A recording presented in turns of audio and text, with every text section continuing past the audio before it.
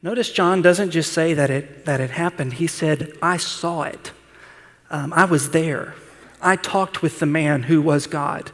I touched him with my hands. I heard his speech with my ears. The eternal word of life took on human flesh, and I was there. He's writing this letter to a second generation of Christians, and he's basically telling them, I'm not just telling you stories. These are not just legends. When I talked to you about Jesus walking on the water, you remember that from the Gospel of John? Or do you remember when I told you that Jesus Christ, that God raised him from the dead 3 days later? That's not just a story. This is not just a legend. This is not just me, crazy old grandpa, coming up with wild things. I was there. I touched it. I saw him. I put my hands in the holes in his hand. I was there. It's not just a story. In other words, it's his story. It's real. It's verifiable. It's not just a religious idea. It's not just some philosophy. Christmas is not just a story. Christmas is his story. It's real. Christmas is real. It was an eyewitness. The Christmas message is that God became historical.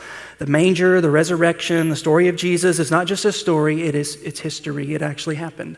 Which, if you're a skeptic today, or maybe you've got skeptical friends, this is like the opposite of what they would think, right? There's a big billboard campaign now for the Christmas season. There's probably no God. Skip church this year. Just be good for goodness sake.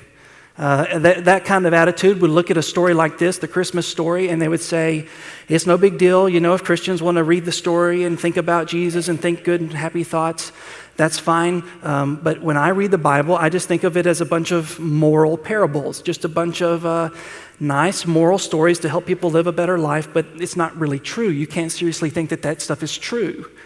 And here is John, who authored part of the scripture, and he's saying, it's absolutely true. It is as true as the breath you're breathing, as the dirt on your feet. It is true. And I know it's true, not because I heard it, not because I hope that it's true, but because I was there. I was an eyewitness. I saw it with my own eyes. And he wouldn't just say this, by the way. He would give his life defending it. And not just him, by the way, but all 12 of the apostles of Jesus would boldly give their life. Why? Because they knew without a shadow of a doubt, and they knew with certainty that Jesus Christ really did rise from the dead.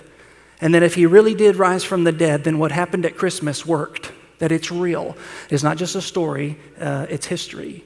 And how else do you explain the resurrection? How else do you explain the rapid spread of Christianity? How else do you explain this kind of text where John says, I was there, I was an eyewitness?